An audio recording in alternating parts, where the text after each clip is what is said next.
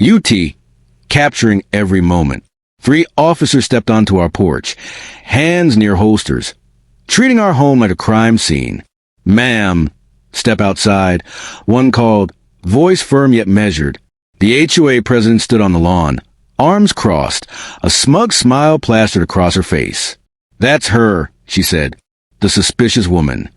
My wife stepped outside, calm, silent, her eyes steady. The lead officer's gaze lingered on her, then hesitated, unsure. I watched as the HOA president's smile faltered, the satisfaction draining from her face, realizing she had set events in motion she could never undo. The next time she would see my wife, it wouldn't be on a front porch. It would be behind a judge's bench. Derek Castellano's story began long before this day, in quiet workshops filled with the scent of sawdust and unfinished furniture. At 52, a union electrician, his hands were calloused, his back aching from a fall 6 months prior. Late nights in the workshop weren't about finishing projects. They were about keeping his mind busy, keeping painful memories at bay. 8 years ago, Derek had watched his first wife, Emma, fade away to cancer, leaving him a single father to teenage Jake and drowning in medical bills that never seemed to end. Love, he believed, had passed him by, leaving only grief and a sense of hopelessness. Then Sarah walked into his life at a community college seminar, asking questions about ground fault interrupters that made him look twice. Sarah Martinez, Sarah Castellano now, was intelligent, kind, and full of life, her laughter filling the empty spaces of his heart. Their connection grew quietly, culminating in a small courthouse wedding 3 months ago. What Derek didn't know was that Sarah's life had a secret that would change everything. She had just been appointed as a municipal judge for their county district. Moving into our new home should have been simple, but HOA Karen, as neighbors called her, was always watching, always interfering. Small complaints had escalated over time. Flags, garden ornaments, a mailbox slightly crooked, but nothing prepared us for the audacity of her next move. That day, as my wife unlocked the front door, HOA Karen had already made her call, framing a normal act as criminal.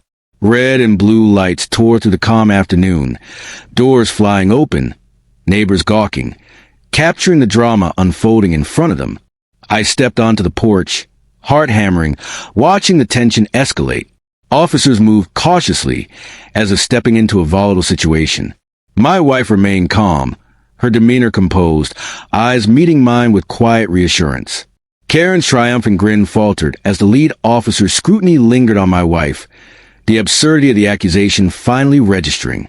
Time seemed to slow as the moment stretched, everyone waiting for the confrontation to erupt. Derek's thoughts flashed back to his earlier life, to long nights in the workshop, building furniture by hand to distract from loss, a life filled with grief, solitude, and perseverance. Watching Sarah handle the situation with composure filled him with a renewed sense of pride and relief. The absurdity of HOA Karen's accusation, calling the police on someone simply entering her own home, highlighted the pettiness and control she sought to exert over the neighborhood. Derek reflected on how different his life had become since meeting Sarah, how her intelligence and resilience brought stability and hope back into their household. The police, initially tense and cautious, began to sense a disparity between the accusation and reality. Neighbors whispered among themselves, confusion and curiosity mingling with a touch of schadenfreude. Karen's confidence waned as she realized the gravity of her mistake, but she tried to maintain a facade of control. The memory of past struggles, Emma's illness, Jake's upbringing, Derek's own physical injuries, reminded him of his resilience and capacity to face unexpected challenges. He had survived loss, grief, and adversity. This confrontation, absurd as it was, would not break him. Sarah's presence exuded calm authority, a quiet force that shifted the balance of power.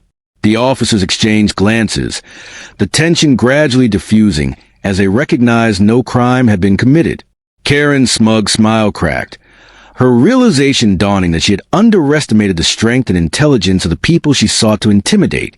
In that instant, Derek knew justice would take its course, not in the heat of the moment, but through the law and the authority Sarah now wielded. Life had a strange way of balancing itself. The same woman Karen thought she could humiliate would soon wield power over her in a legal setting. Derek and Sarah shared a glance, a silent acknowledgement of the journey that had brought them here. Their lives intertwined not only through love, but through shared resilience and understanding. Derek's mind wandered briefly to Jake, who had been largely shielded from the absurdity of adult conflicts until now, learning quietly from the example of courage and composure his parents displayed. The street remained quiet, neighbors retreating slowly, still murmuring, still processing the surreal scene.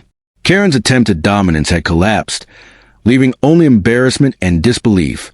Derek reflected on the long path that had led him here, the hardships of single parenthood, the dedication to his craft, and the unexpected return of love through Sarah. Each moment of struggle had shaped his patience, his perspective, and his understanding of true strength. Sarah, poised and composed, had transformed the scenario, her authority looming even in the casual street confrontation. Derek marveled at her ability to navigate complexity with calm precision, a skill forged through years of education, dedication, and innate intelligence. As the police withdrew, muttering apologies for misunderstanding, Karen stood frozen, her arrogance replaced with dawning fear of the legal consequences that awaited her.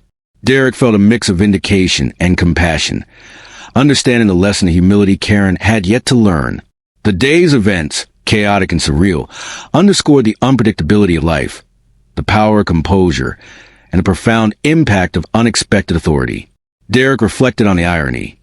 The very woman Karen sought to humiliate would soon preside over her in a courtroom, a twist that life orchestrates with precision and poetic justice. The house, once a site of tension, returned to quiet. The sun dipped low, casting warm light across the driveway, contrasting the cold, flashing lights from moments before. Derek and Sarah walked inside, hands clasped, a silent acknowledgement of the bond that had carried them through challenges. The workshop called to Derek, the familiar scent of sawdust grounding him, reminding him of a life rebuilt through patience, craft, and resilience. Past griefs, Emma's loss, long nights alone, financial burdens, felt distant, replaced by a cautious optimism nurtured by Sarah's presence. The story of that day, of HOA Karen's audacity and the police's involvement, would be retold among neighbors, a tale of folly, authority, and unexpected justice. Derek understood that while confrontation was inevitable in life, preparation, resilience, and composure often determined the outcome more than anger or haste. The courtroom twist awaited, a culmination of patience, law, and life's ironic sense of balance. Sarah's calm authority ensured that when the legal moment arrived, justice would be administered fairly, precisely, and definitively,